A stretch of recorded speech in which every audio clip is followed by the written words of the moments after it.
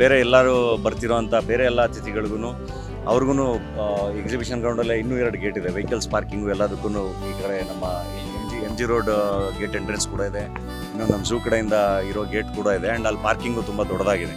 So ಅವರೆಲ್ಲರೂ ಅಲ್ಲಿ ಬಂದು ಪಾರ್ಕ್ ಮಾಡಿ ಒಳಗೆ ಬರ್ಬೋದು. ಒನ್ಸ್ ಅಗೇನ್ ಅವ್ರುಗಳಿಗೂ ನೀಟಾಗಿ ಅವ್ರ ಗೇಟ್ಗೆ ಡೈರೆಕ್ಷನ್ಸ್ ಎಲ್ಲ ಇದ್ದೇ ಇರುತ್ತೆ. ಸೊ ಸಪ್ರೇಟಾಗಿ ಪ್ಲ್ಯಾನ್ ಆಗೋಗಿದೆ. ಎಲ್ರಿಗೂ ಊಟದ ವ್ಯವಸ್ಥೆ ಆಗಿದೆ. ನೀಟಾಗಿ ಈಗ ಧ್ರುವ ಈವೆಂಟ್ಸ್ ಅಂತಿದ್ದಂಗೆ ನಮ್ಮ ಯಶೋರ್ ಮದುವೆಯಿಂದ ಹಿಡಿದು ಶಿವಣ್ಣ ಮಗಳ ಮದುವೆಯಿಂದ ಹಿಡಿದು ಎಲ್ಲದನ್ನು ಧ್ರುವನೇ ಮಾಡಿದರು. ಈಗ ರೀಸೆಂಟಾಗಿ ಭೈರತಿಯವರ ಮನೆ ಮದುವೆ ಕೂಡ, ನಮ್ಮ ಜಯಮಲಾ ಮೇಡಮ್ ಅವರ ಮನೆ ಮದುವೆ ಕೂಡ ಎಲ್ಲದೂ ಧ್ರುವ ಅವ್ರು ಮಾಡಿದರು. ಸೊ ಈ ಥರದನ್ನು ಹ್ಯಾಂಡ್ಲ್ ಮಾಡಿ ಅವ್ರಿಗೆ ಅಭ್ಯಾಸ ಇದೆ. ಹಂಗಾಗಿ ಈಸ್ ಟೇಕಿಂಗ್ ಕೇರ್. ಜೊತೆಗೆ ಎಲ್ಲ ಫ್ರೆಂಡ್ಸು ನಿಂತಿದ್ದಾರೆ. ನನ್ನ ಮೈಸೂರಿನ ಫ್ರೆಂಡ್ಸ್ ಇರಲಿ, ಇದೆ ಆಶಾಕ ಎಲ್ಲರೂ ಇದ್ದಾರೆ. ಆ್ಯಂಡ್ ಇನ್ನು ನನ್ನ ಬೇರೆ ಎಲ್ಲ ನನ್ನ ಚಿತ್ರರಂಗದ ಗೆಳೆಯರಿಂದ ಹಿಡಿದು ಎಲ್ಲರೂ ಪ್ಲ್ಯಾನಿಂಗಲ್ಲಿ ಇನ್ವಾಲ್ವ್ ಆಗಿದ್ದಾರೆ. ಎಲ್ಲರೂ ಕರೆಕ್ಟಾಗಿ ಪ್ಲ್ಯಾನ್ ಮಾಡ್ಕೊಂಡಿದ್ದಾರೆ. ಅತಿಥಿಗಳನ್ನ ರಿಸೀವ್ ಮಾಡ್ಕೊಳ್ಳೋದ್ರಿಂದ ಹಿಡಿದು ಫ್ಯಾನ್ಸ್ ಏರಿಯಾದಲ್ಲಿ ಏನೇನು ಇರಬೇಕು ಏನೇನು ಇರಬಾರ್ದು ಎಲ್ಲದನ್ನೂ ಪ್ಲ್ಯಾನ್ ಆಗಿದೆ.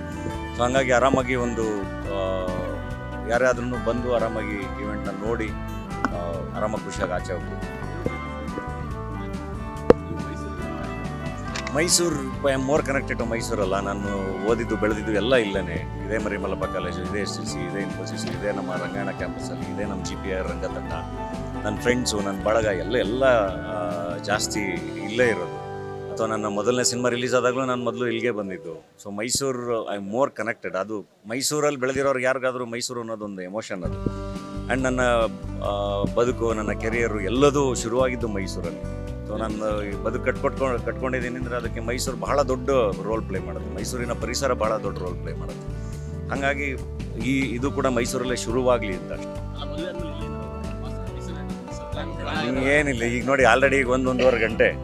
ಸೊ ಆರಾಮಾಗಿ ಮೈಸೂರಿಗೆ ಬಂದು ಹೋಗ್ತಾನೆ ಇರ್ತೀವಿ.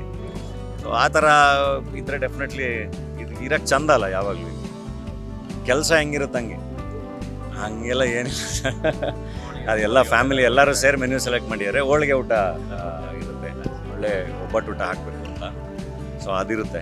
ಆ್ಯಂಡ್ ಅದು ಕೂಡ ಅಷ್ಟೇ, ಕೇಟ್ರಿಂಗು ಎಲ್ಲದನ್ನು ಫುಲ್ ಅಂದರೆ ಅಷ್ಟು ಜನನ ಹ್ಯಾಂಡ್ಲ್ ಮಾಡಿ ಎಕ್ಸ್ಪೀರಿಯನ್ಸ್ ಇರೋವಂಥವ್ರನ್ನೇ ಹ್ಯಾಂಡ್ಲ್ ಮಾಡ್ತಿದ್ದಾರೆ. ಜಗದೀಶ್ ಅವರು ಹ್ಯಾಂಡ್ಲ್ ಮಾಡ್ತಿದ್ದಾರೆ, ಅಭಿಮಾನಿಗಳು ಕೇಟ್ರಿಂಗ್ ಕಡೆ ಇದನ್ನು. ಆಶೀರ್ವಾದ್ ಕ್ಯಾಟ್ರರ್ಸ್ ಅವರು ಬೇರೆ ಅತಿಥಿಗಳನ್ನ ಹ್ಯಾಂಡ್ಲ್ ಮಾಡ್ತಿದ್ದಾರೆ.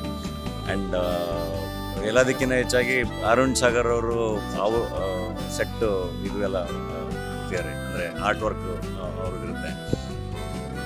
ಅಂದರೆ ಎಲ್ಲ ಸ್ನೇಹಿತರು, ಇವನ್ ಧ್ರುವ ಅವರು ಕೂಡ ಒಳ್ಳೆ ಫ್ರೆಂಡು. ಎಲ್ಲ ಸ್ನೇಹಿತರು ಸೇರ್ಕೊಂಡು ಇಲ್ಲ ಹಿಂಗೆ ಮಾಡೋಣ ಅಂತ. ಏಕೆಂದರೆ ನಾನು ಫಸ್ಟು ಶುರು ಮಾಡಿದ್ದು ಇಲ್ಲ, ನಾನು ಸಿಂಪಲಾಗಿ ರಿಜಿಸ್ಟರ್ ಮ್ಯಾರೇಜ್ ಆಗ್ಬಿಡ್ತೀನಿ ಅಂತ ಶುರು ಮಾಡಿದೆ. ಬಟ್ ಅದು ಮನೆಯವರಿಂದ ಹಿಡಿದು ಸ್ನೇಹಿತರಿಂದ ಹಿಡಿದು ಎಲ್ಲರೂ ಇಲ್ಲ ಹಂಗಾಗಲ್ಲ, ಮತ್ತು ಸಪ್ರೇಟಾಗಿ ಸಾಕಷ್ಟು ಈವೆಂಟ್ಸ್ಗಳು ಮಾಡಬೇಕಾಗುತ್ತೆ, ಒಂದೇ ಕಡೆ ಮಾಡ್ಬಿಡೋಣ.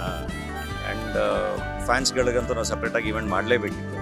ಸೊ ಅವ್ರಿಗೂ ಒಂದೇ ಕಡೆ ಮಾಡೋಣ. ಸೊ ದಟ್ ಅವರು ಅದೊಂದು ಸೆಲೆಬ್ರೇಷನ್ದು ಭಾಗ ಆದರೆ ಅವರು ಆ್ಯಂಡ್ ನಂದು ಆಸೆ ಕೂಡ ಅದೇ ಆಗಿತ್ತು, ಫ್ಯಾನ್ಸ್ ಮುಂದೆ ಆಗಬೇಕು. ಅದೆಲ್ಲದೂ ಆಗ್ತಾ ಇದೆ.